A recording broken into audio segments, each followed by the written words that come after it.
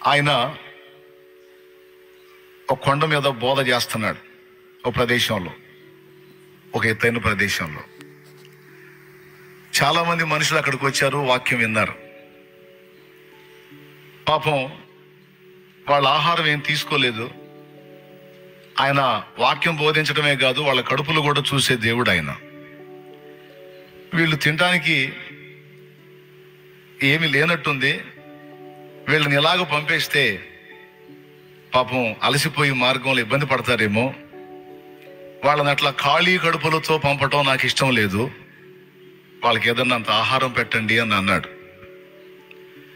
వాళ్ళు అన్నారు, ఇంతమంది చాలా మంది సమూహం ఉన్నారు, ఆడాళ్ళు పిల్లలు పెద్దోళ్ళు అందరూ కలిసి వేల సంఖ్యలో ఉన్నారు. వీళ్ళందరూ ఇంతమందికి ఆహారం పెట్టాలంటే పెద్ద మొత్తంలో ఖర్చు అయింది. ఖర్చు సంగతి అట్టుంచి ఇంతమందికి ఒక్కసారి ఇప్పుడే రెడీ చేయటం అంటే చాలా కష్టం.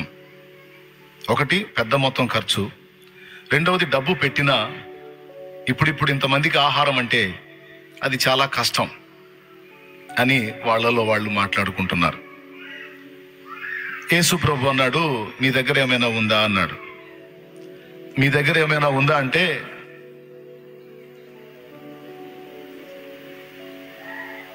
సండే స్కూల్ నుంచి జంప్ అయిందా? నేను నా బందీకానాలను వచ్చినట్టుంది. దగ్గర తీసుకొస్తాను. బాగా వినండి. మీ దగ్గర ఏమైనా కలదా అని యేసు ప్రభు అడిగితే, ఓ చిన్నోడు మరి వాళ్ళ అమ్మవాడికి ఇచ్చినట్టుంది తినరా అని, యేసయ్య దగ్గరికి వెళ్తున్నావు కదా, ఆకలి అయితే తినరా అని ఇచ్చినట్టుంది 5 రొట్టెలు 2 చేపలు. వాడు వాటిని తినలా, వాడి దగ్గర భద్రం చేసుకున్నాడు. అది తీసుకొచ్చి ఆంద్రేయకి చూపించాడు. నా దగ్గర 5 రొట్టెలు 2 చేపలు ఉన్నాయి, మరి ప్రభు అడిగాడు కదా మీ దగ్గర ఏమైనా కలదా అని, నా దగ్గర ఇది ఉంది అన్నాడు. అప్పుడు ఆంద్రేయ యేసు ప్రభు దగ్గరికి అవి తీసుకెళ్ళి, ప్రభువా మీ దగ్గర ఏమైనా కలదా అని అడిగావు, ఈ చిన్నవాని దగ్గర 5 రొట్టెలు 2 చేపలు ఉన్నాయి, అయినా ఇన్ని వేల మందికి ఇవి ఏమాత్రం అని అన్నాడు ఆయన. పర్వాలేదు, నాకు ఇవి అని అవి తీసుకొని ఆకాశం వైపు కనులెత్తి స్తోత్రం చేసి వాటిని ఆశీర్వదించి విరిచి ఇంకో గంపలో వేయటం మొదలు పెట్టాడు. జనాల్ని పచ్చిక మీద పంక్తులు పడ కూర్చోబెట్టండి నీట్గా అని కూర్చోబెట్టి ఆశీర్వదించి ఆ 5 రొట్టెలు 2 చేపల్ని విరవటం మొదలు పెట్టాడు. విరవక ముందేమో 5 రొట్టెలు 2 చేపలే. వాటిని విరవటం మొదలు పెట్టిన తర్వాత అవి విస్తారం అయిపోతున్నాయి. విరవబడక ముందేమో అవి 5 రొట్టెలు 2 చేపలే, మొత్తం 7. ఎప్పుడైతే ఆయన ఆశీర్వదించి విరవటం మొదలు పెట్టాడో అవి విస్తారం అయిపోతున్నాయి. ఎంత విస్తారమైనవి అంటే స్త్రీలు పిల్లలు గాక తిన్న పురుషులు 5,000 మంది. పురుషులు 5,000 మంది అంటే స్త్రీలు ఎంతమంది ఉంటారో ఊహించండి. ఇప్పుడు ఇక్కడ చూడండి, మీరు పురుషులు ఎక్కువ స్త్రీలు ఎక్కువ? అప్పుడు అక్కడ కూడా అంచనా వేయండి. కనీసం 5,000కి తక్కువ ఉంటారా వాళ్ళు 5 వీళ్ళు 5 10,000. పిల్ల బ్యాచ్ మొత్తానికి కనీసం సగం వేసుకున్న 2.5 వేసుకున్న 12-13,000 మంది జనాలు అక్కడ ఉంది. అంతమంది ప్రజలకు ఈ 5 రొట్టెలు 2 చేపలే ఆయన విరిచిస్తా ఉన్నాడు, వస్తా ఉన్నాయి, విరిచిస్తా ఉన్నాడు, వస్తా ఉన్నాయి. అంతమంది తినంగా మిగిలిన ముక్కలు 12 గంపలు ఎత్తారు అని ఇప్పుడు మనం చదువుకున్నాం. తిన్నవాళ్ల సంఖ్య కూడా చెప్పాడు, ఎన్ని గంపలు నింపారో కూడా చెప్పాడు. అక్కడ ఉంది 5 రొట్టెలు 2 చేపలే. ఆ కొంచెము ఇన్ని వేల మంది కడుపులు నిండగా 12 గంపలు అయినాయి. ఎలా అయినాయి? యేసయ్య చేశాడు. దైవశక్తి ద్వారా అది జరిగింది, మనకందరికీ తెలుసు. ఈ రొట్టెలని ఆశీర్వదించి విరిచాడు అని రాసింది. ఇక్కడ ఏం చేశాడంటే రొట్టెల్ని ముందు ఆశీర్వదించి తర్వాత విరిచాడు. బాగా వినండి. ఇది అంటావా అనవా? నేను ఖచ్చితంగా ఆ మాట అడుగుతాను అన్నోళ్ళు చేతులు ఎత్తండి. ఎన్ని అంశాలైనా నువ్వు ప్రార్థన చేయి, కనీసం చివరిలోనైనా దేవా దయచేసి నన్ను ఆశీర్వదించు, నన్ను ఆశీర్వదించు అని అడుగుతాం. ఆశీర్వాదాల్లో రకాలు ఉన్నాయి. శరీర సంబంధమైన ఆశీర్వాదాలు, మానసిక పరమైన ఆశీర్వాదాలు, ఆత్మ సంబంధమైన ఆశీర్వాదాలు.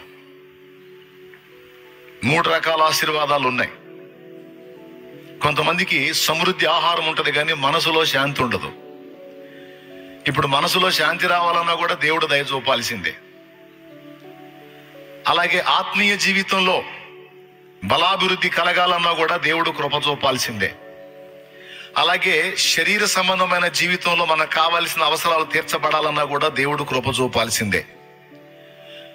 శరీరానికి, మనసుకి, ఆత్మకి, ఈ 3ంటికి కావలసిన సహాయం దేవుడు చేయాల్సిందే. కాబట్టి ఖచ్చితంగా మనం దేవుణ్ణి ఏమడుగుతామంటే, దేవా నన్ను ఆశీర్వదించు అని అడుగుతాం. ఆ దేనికి సంబంధించిన ఆశీర్వాదం అంటే మొత్తం కలిపి కొడతాం మనం. నా శరీరానికి సంబంధించిన ఆశీర్వాదాలు నాకు ఇవ్వు, మనసుకు సంబంధించిన ఆశీర్వాదాలు నాకు ఇవ్వు, ఆత్మకు సంబంధించిన ఆశీర్వాదాలు నాకు ఇవ్వు అని స్పష్టంగా అడగం, కలిపి కొడతాం. ఒకటే మాట, నన్ను ఆశీర్వదించు, నన్ను దీవించు ప్రభువా, నా యందు కనికరం చూపని సహజంగా అడుగుతాం. తప్పేం కాదు. ప్రతిరోజు నువ్వు ప్రార్థన చేసేటప్పుడు కనీసం ఒక్కసారైనా ఆ మాట అడుగుతావా, అడగవా? ఇందాక చేతులు ఎత్తారు అందరూ. ఎట్టి పరిస్థితుల్లో అడుగుతాం. నేను కూడా అడుగుతా. అందరినీ దీవించు, నన్ను కూడా దీవించు తండ్రి అని అడిగితే తప్పేం ఉంది? తప్పేం కాదు. నేను కూడా అడుగుతా. అయితే రోజు మనం దేవుని ముందుకెళ్ళి దేవా నన్ను ఆశీర్వదించు, దేవా నన్ను దీవించు అని మనం అడుగుతున్నప్పుడు ఈ ప్రార్థన దేవుని దగ్గరికి వెళ్తుందా, వెళ్ళట్లేదా? విశ్వాసంతో ఆయన సన్నిధికి వెళ్ళి మనం పెట్టే మొర్ర ఆయన దగ్గరకు చేరుతుంది. ఆయన మన ప్రార్థన ఆలకిస్తాడు.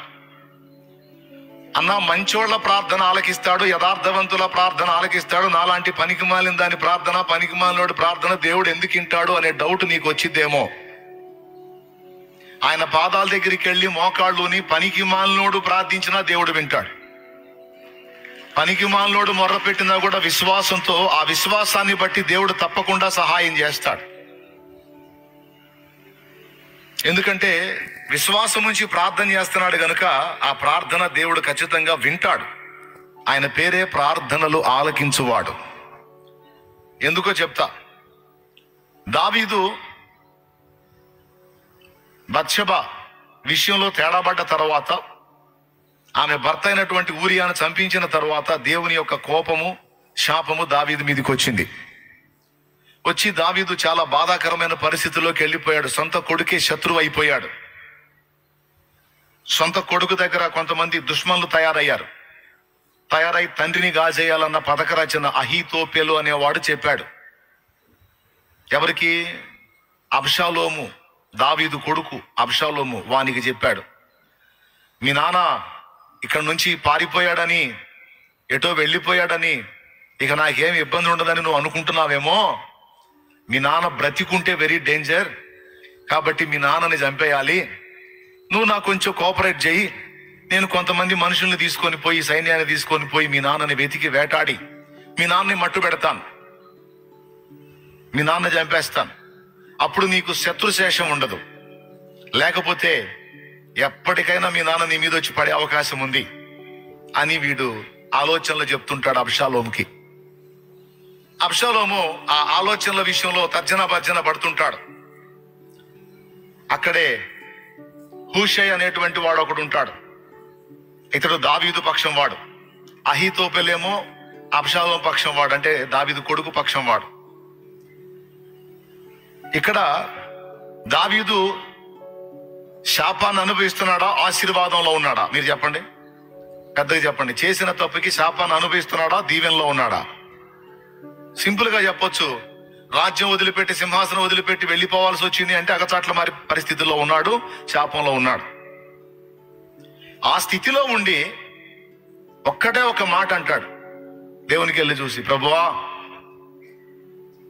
అబ్షాలోము దగ్గర చేరిన అహీతోపెలు ఆలోచన చెడగొట్టవా అని అడుగుతాడు.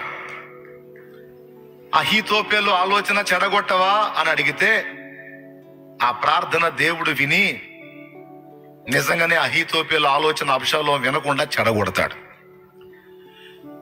కాబట్టి ఇక్కడ గమనించాల్సిన విషయం ఏంటంటే, మనం విజయంలో ఉన్నా వైఫల్యంలో ఉన్నా మన విశ్వాసంతో దేవుని పాదాల దగ్గరికి వెళ్ళి మనం ప్రార్థన చేసినప్పుడు తప్పనిసరిగా మన ప్రార్థన దేవుని దగ్గరకు చేరుతుంది.